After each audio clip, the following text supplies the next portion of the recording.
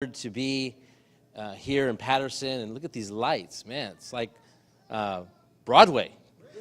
But it's such an honor to be here because, as Pastor Gilbert, I want to call him Pastor Adam. Pastor Gilbert was saying, I go way back with Pastor Anthony. That was my youth pastor, and thank God. Hey, thank God for a youth group, right? Because that's where I met this beautiful woman here many years ago. Yeah, I married a beautiful Latina woman, and met her in church. So I don't know why people say, go here, go to the grocery store, go to the produce department. I don't know what they're talking about. Go to church. That's where the good ones are at. Amen? Yeah. You got to start with the good foundation. So you got to go to church and get a man or a woman. But I'm not telling you to do that. I'm just saying that's what I did. Okay?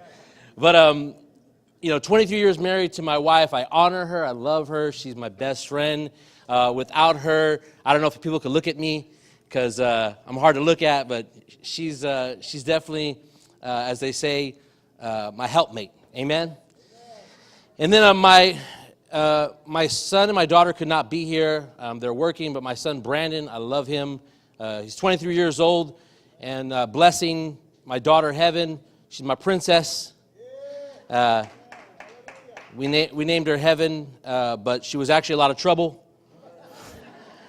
So thank God that God gave me that revelation. But I'm just blessed. God has been so good to us. And my testimony, I'll give it to you real quick if you want to know a little bit about who I am. I know just all of a sudden, Pastor Gil was saying, here's Bo. But who I am is third generation preacher. My grandfather was actually a church planter in Salida.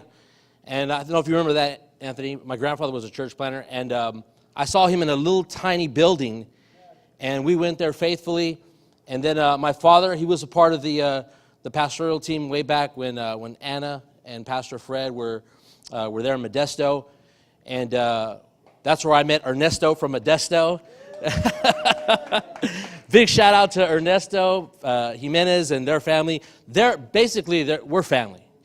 He's an uncle to me. Anthony's an uncle to me.